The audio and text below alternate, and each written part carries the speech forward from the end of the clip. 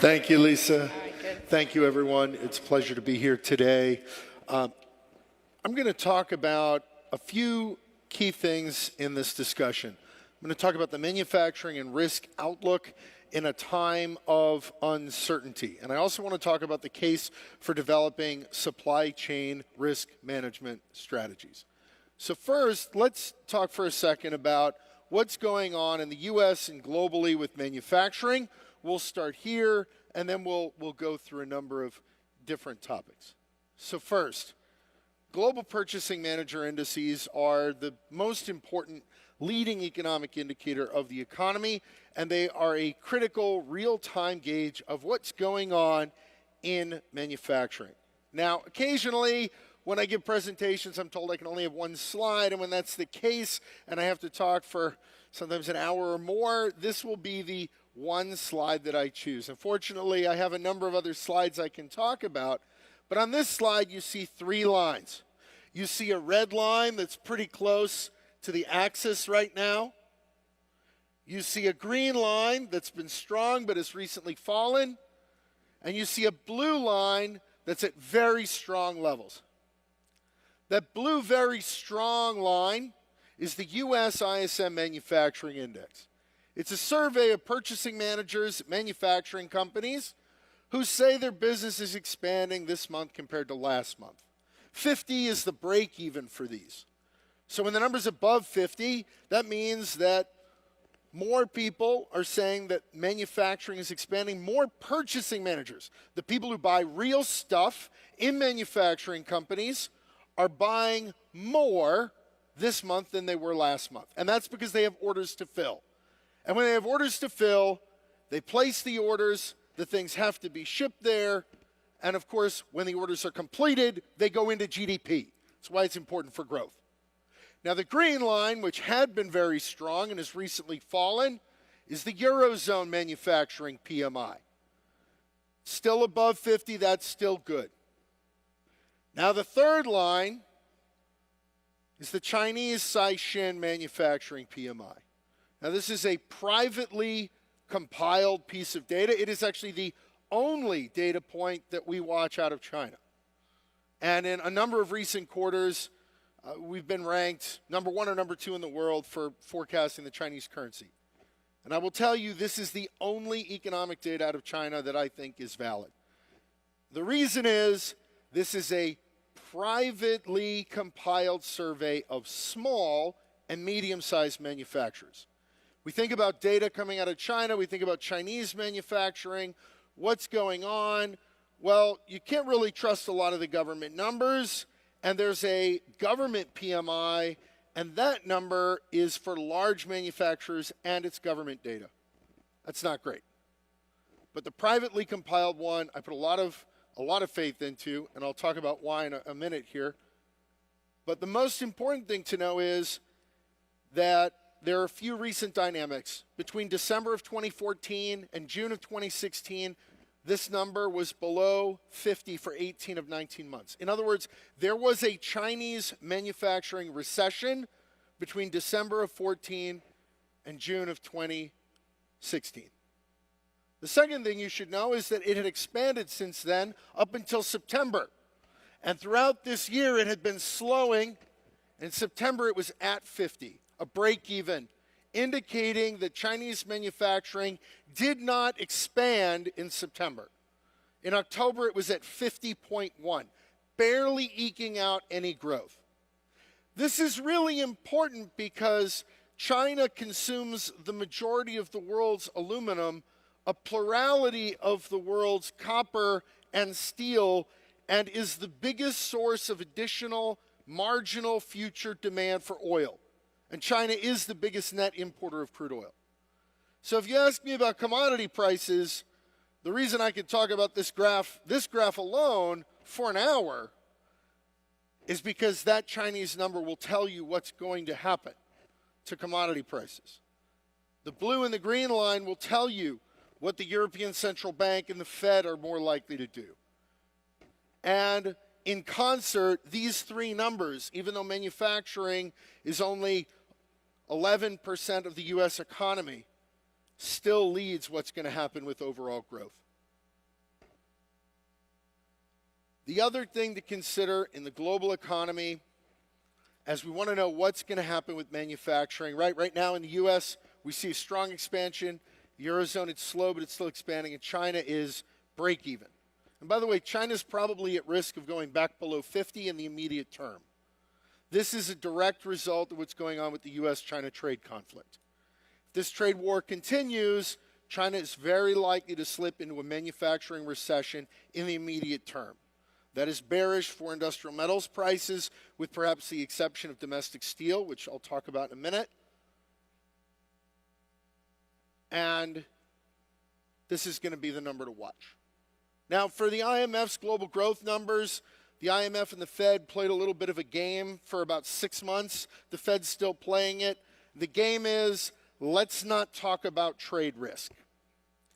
This is a very academic exercise. Back in March, Jay Powell, new chairman of the Fed, at his inaugural press conference, was asked questions about trade. What about trade risk? And he said, this is the Fed. We don't do trade here at the Fed. And the Fed then raised its expectations for future Fed funds rates in March, July, and September. The IMF acknowledged the risks in July, but didn't put a number on it. Or actually, they acknowledged them in April, didn't put a number on it. In October, they said the trade risks could be 0.5% off of global GDP. But they didn't actually bake it into their forecast. In October, they lowered their global growth forecast from 3.9 GDP growth for this year and next year down to 3.7. That's what triggered the global equity market sell-off last month. It was fundamental, and it was a real downshift in expectations of global growth. The reason the trade issue is so important is because of this graph. The red line that you see at the right that's spiky, that was world trade in 2017, at the end of 2017. That really strong trade helped growth last year achieve a 3.7 growth rate. But if trade weakens, that presents downside risk. And the other thing I point out is that regardless of what was going to happen in the midterm elections and what has happened in the midterm elections, there will be no change likely in trade policy. Because there's one fundamental truth that most people don't know, which is that the president has tremendous, almost unilateral authority to make tariff and trade policy. The number of legislators the president needs to discuss trade policy and tariff policy with is 0. This is one of the things I talked about in my book, Midterm Economics, which there were a number of copies handed out to folks yesterday when they checked in, but I've also unlocked as a free Kindle download until tomorrow. So because I'm here and I'm talking about some of these issues, I figured if you want, you can download the book for free at midtermeconomics.com, or you can find it on Amazon. So here's the thing though, gang.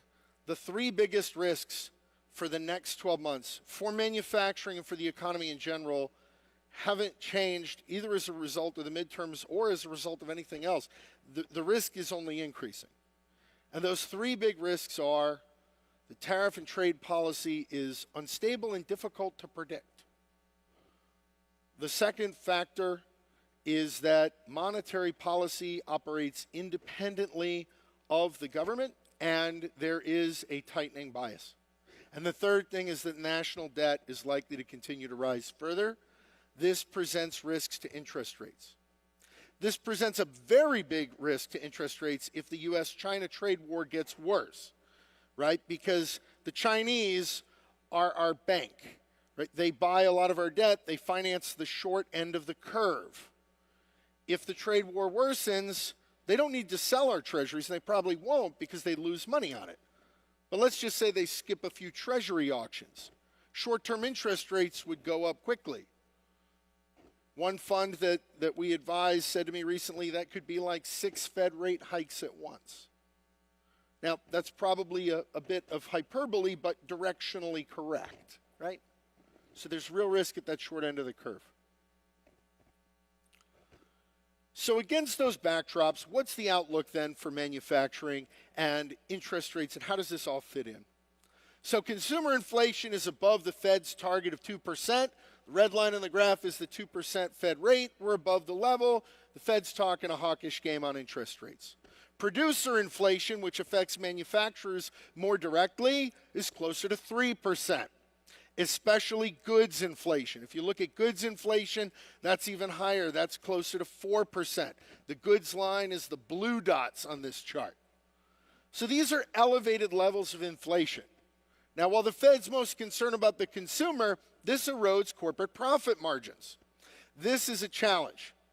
And you add to this then the Fed's desire to normalize policy. And right now, these are the Fed's current rate hike expectations. They're basically expecting to get these numbers to happen by the end of 2020, you'd need 5 more Fed rate hikes from where we are right now. That's the Fed's own forecast for what interest rates are going to be. I expect we get a rate hike in December. I expect we get a rate hike in Q1, and then I think they're done. Last October, we'd forecasted 4 interest rate hikes this year from the Fed because we saw a base effect, right? Inflation was really low last year, and so even just kind of normal inflation could pop you above 2 this year, and we expected high oil prices during the summer because we believe this would be the biggest, baddest driving season in history, and it was. But now, oil prices are under pressure. Why? Because the biggest net importer of crude oil in the world is at risk of sliding into a manufacturing recession. This also happened, by the way, at the end of 2014. When China slipped into a manufacturing recession, oil prices fell. People kept talking about shale. It wasn't about shale. It was the demand side. The demand side evaporated. Now, this time around, it might be a little different because OPEC and non-OPEC members are working together to try to keep oil supplies in check so that inventories don't balloon, because that's what they did in 2015 and the early part of 2016. Inventories ballooned up because China was in a manufacturing recession. Now, as for an overall economic recession, our clients have become more optimistic about 2019, but more pessimistic about 2020. Every quarter we ask our clients, which is a largely industrial base, so automotive parts manufacturing, oil, gas, pipelines, logistics, transport. We ask them, when do you expect the next recession? In July, 47% of our clients expected it would be in 2019. In October, that fell to just a little over 10%. But the expectation for 2020, over 80% now expect a recession in 2020. The important thing to consider about the overall economy are 2 things. One, there was a recession of business investment in 2016. Business investment contracted. The entire economy was still in good shape because the consumer is 70% of the economy. And with a 3.7% unemployment rate, the consumer might be able to carry us through any kind of downside risk, or at least mitigate a lot of it. The second thing to know is that in the third quarter, the most recent GDP report, there was a contraction in non-inventory business investment. In other words, business investment's already contracting right now. So what happens to manufacturing could be very different what happens to the overall economy. Overall GDP growth next year could be 1.5%, something like this. But in manufacturing, there could be a recession. Again, that's because 70% of the economy is the consumer. Something we started doing a couple of years ago to kind of illustrate the risk across industries was to create a slide where we identify some industries where we see where are they on sort of a scale of strong expansion to deep recession, and then kind of a break even in the middle. This is our analysis going into 2018. I think this is played out roughly right, where we saw a little downside to construction. Housing has slowed. It was strong early in the year, but we're seeing housing slow. We saw construction slow. Those numbers took a hit in Q3. As we look at 2019, we see more risks, especially for construction, for housing, for autos. And by the way, construction isn't just housing. We're talking also structures, right? So any kind of structures, any kind of construction faces downside risk. Autos face downside risk. Industrial goods face downside risk. We've also said that metals and mining face downside risk. And exploration and production and oil field services could have kind of a mixed year in the year ahead. Because if China goes into a manufacturing recession, there's a lot of downside, but there are some upside risks, like if OPEC and non-OPEC members continue to keep their hand on the rudder and keep inventories tight, and if there are still some other supply disruption risks from, say, Iranian sanctions. Those things could keep us kind of in a choppier kind of dynamic for the year ahead. But things like the consumer and e-commerce and non-durable goods, those are going to have probably still very good years next year. Same thing with industrial technology. Anything on the technology side is going to continue to probably do well as long as there's an ROI tied to the tech. Now, as far as market risks go, what is then that outlook, those risks with China, the risk of higher interest rates? What does this mean for companies? What does this mean for markets? So let's talk about some market risks. So steel prices, which already were triggering buy signals last October, those have been very strong this year, largely as a result of the Section 232 tariffs. Those prices are likely to remain elevated, but we think they're going to fall a little bit over the next couple of years, and this is for the hot-rolled coil Midwest price. So even for the U.S. price, we see some downside. Aluminum prices are highly dependent on China. Again, China consumes not a plurality, a majority of all the aluminum in the world. Aside from a big price spike kind of in the middle of the graph, which occurred around a U.S. sanction issue around Rusal, the price has been really under pressure during the year. Oil prices, they've had their biggest losing streak in history, just going on right now. Why? A couple things. Oil prices follow aluminum prices. This has been going on for many years. Again, it's a demand side issue. Aluminum's gotten crushed. It was only a matter of time before oil did. During the driving season, we expected high prices. We acknowledged downside after that. Now, there's two other lines on this oil price chart that are important. There's a little blue line that goes across and a blue line that goes up. The diagonal blue line shows when oil prices started rising in the middle of 2016 after the Chinese manufacturing recession ended. It's been largely on an uptrend until a week or so ago. The blue line that's flat goes all the way back to December of 2014 when China slipped into a manufacturing recession. So we just barely went above that number at the beginning of the year in January. We were above it for the first time since December of 2014. And now we're back below it just in the past week.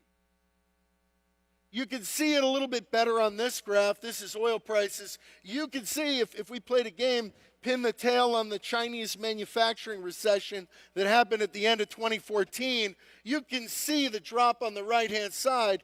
That's that Chinese manufacturing recession. U.S. economy was fine. Eurozone was fine. China in recession. And now, here we are falling back below that same blue line. It's the same line from the previous graph. So prices are likely to be in flux, and the demand side is going to be critical. The PMI is going to be really important. This is going to have a huge impact on businesses that are in any kind of fabrication or production of any of these goods. For companies that consume these goods, you can expect to see potentially some reduced price pressure, but it will depend where the goods are coming from. So tariff issues, if you see goods coming in from China, still present some risk. Now, this has added, and there are some other wrinkles to this, the third quarter GDP report, huge bump in inventories, a huge drop in net exports. In other words, we're importing a lot of stuff, and I know there have been a couple panels that have talked about these comments. You're seeing these movements through the supply chain that are creating bulges in response to uncertainty of policy. a number of years ago, I did an executive ed program up at MIT with the Center of Transportation Logistics, and they played a game with us, as I've since learned they play with most grad students and a lot of executives, called the beer game. Anybody here played the beer game before? Okay, so the beer game is you have a bunch of people at a table. One of them is the beer manufacturer, the brewer, and the end is demand, and in between you have wholesalers and distributors in a chain. The brewer has no idea what demand is going to be until a certain number of turns have passed. But everyone in the chain has to guess what the number is going to be. And so what invariably happens is the folks in the middle who are waiting for a number of demand guess too big because they're trying to make up for the number that they think might come, but they also have no idea what's coming from the factory side. So you get this two-way supply chain, and no one knows what's going on. This creates what's known as a bullwhip effect. With a bullwhip, if you've ever seen, a small flick of the wrist results at the end of a really big crack. And this is what happens in the supply chain. You end up with these bulges, and you end up with imbalances, and people don't know what's going on. This is something that can add volatility to, I don't know, freight rates, maybe, you think? So people don't know when they're going to get the stuff. Suddenly they get the stuff. They have to move the stuff, and it has to be done quickly. So as we think about risk in the year ahead, there's already plenty of reasons to be a bit concerned about what's going on with freight prices. You know, these are the LA to Dallas prices. The year-over-year rates are up this year something like a staggering 36%. And you can see that there's these risks from peak to peak, but trough to trough, they're also up. But aside from the prices might just go up, you end up with things like Atlanta to Philly, where you get higher highs and lower lows. So you get these really big pushes and pulls, and this is likely to persist in the year ahead. What's gone on in the third quarter, which could likely happen again in the fourth quarter, is you have importers trying to get goods in before tariffs go on. Now, I have clients, and there's a lot of folks who'd like to think that maybe the China-U.S. trade situation will be solved as easily as the U.S.-Mexico-Canada agreement seems likely to play out. The NAFTA 2.0, in the end, the U.S. has a little bit more access to dairy markets. There's a couple changes to IP. There's sort of a sunset because there's a time limit on it. And there's a little bit more automotive content for parts, and wages around automotive are changed. These are small things. But if you want to know what's driving the U.S.-China trade policy, it's interesting. There's a book about this. The U.S. trade czar, Peter Navarro, wrote a book about trade policy, and it's actually being done now. It's quite subtly titled Death by China. So if you think this is about getting American access to Canadian dairy markets, that's probably not on the same level as Death by China. One of the chapters is Crouching Tiger, Nuking Dragon. Can't make this stuff up. So the book, which has the subtitle of A Global Call to Action for Confronting the Dragon, has a laundry list of things the U.S. should do or needs to do in the view of the author to address certain imbalances with China. It's a laundry list of things that have been recently done and are probably likely to be done further. This means that the U.S.-China trade situation might not unwind itself very quickly. This is the trade czar, after all. This is really important to consider as you think about risks to, what does that mean then for Chinese manufacturing, to oil prices? What does this mean for flows of goods through the economy, for freight, right? So these kinds of risks are going to become likely more volatile because, as I mentioned earlier, the number of folks the president needs to consult about U.S. tariff policy is 0. Which brings me to a couple thoughts on risk management. And one is thinking about what risks you have is really important. But also deciding what you want to do with that risk is equally important. I've advised a number of companies on this for years, both in this role and when I was a risk specialist at McKinsey before I founded Prestige Economics. And it was always an issue that sometimes people didn't understand what risk ownership meant. If you have a freight business and your business is to get goods from here to there, right? If you're in trucking, transport, logistics, the question is, do you want to be in the oil business? Because if you don't, that's a risk that you don't want to own and you probably should look to mitigate. If you're an international firm that imports trucks, what you want to be doing is buying low and selling high, right? Businesses never go broke by making a spread. I realize we could discuss what's going on in the tech market and maybe we'd have disagreements about what the market looks like it accepts. But generally speaking, buy low, sell high. You want to make a spread. If you import trucks, you don't want to worry about your currency rates. If you're transporting goods, you don't want to worry about your fuel. And I find particularly interesting, what the folks at Market Waves are doing with freight futures in the year ahead as a way to also transfer that risk out, right? So, and I know you've probably heard about this today, but the 7 different lines and the 4 different regional contracts are another way to offset risk.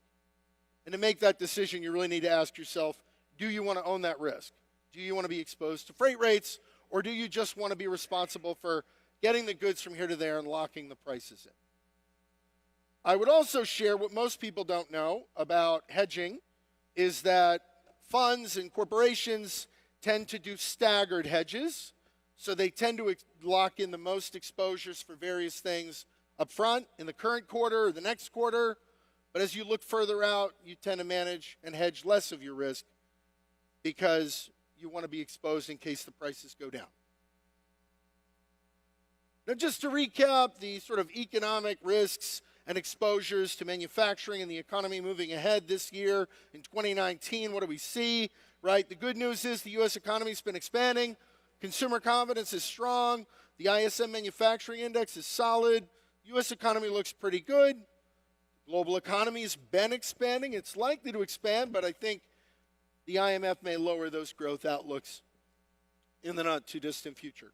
And the third thing is that Chinese manufacturing recession ended in June of 2016 up until September of 2018 when growth stopped. That number is the number to watch. As for the risks, top risk, trade and tariff risks, those are big. Labor costs, that market is very tight. Labor inflation costs are the highest right now since, I think, April of 2009. Year-on-year wage rates, that's going to be a big corporate profits challenge moving ahead. Inflation, that's elevated right now, but we think that base effect comes down, so maybe 2 Fed rate hikes instead of 5. But monetary policy is still likely to tighten. Chinese currency war is also on. It's not a coincidence that the Bank of China has coincided some of their rate cuts because the Bank of China is not independent, right? The Fed is independent. And no matter what anyone says, if the Fed wants to raise rates and the Fed decides to raise rates, the Fed will raise rates. The Bank of China is an extension of the government, and they've had cuts in their interest rates coincide exactly with tariffs being applied. Emerging markets, those risks are also exposed. If we think about the global economy and a supply chain, the U.S. and the Eurozone, we buy stuff. China makes a lot of the stuff. And China buys raw materials from commodity-based economies. So if you want to know about manufacturing, you want to think about the global economy. If you think copper and aluminum and oil are at risk, so are all of those countries that produce the raw materials that go into the supply chain. And finally, I'd say, obviously, auto sales and housing are at risk. And I think freight cost volatility is likely to remain high, where you could continue to see either higher highs or a mix of higher highs and lower lows. Just really big bullwhips as people have trouble kind of predicting what's going to happen with the supply flows, and companies try to get ahead of tariffs, which could then result in a big drop-off next year of imports. Here's our disclaimer. I know you're going to read it diligently. And now that you got it, you can download, again, a free copy until tomorrow of my book, Midterm Economics. I talked about it on Bloomberg and CNN, and you can download it, and I hope you enjoy it. And thank you very much. Thank you.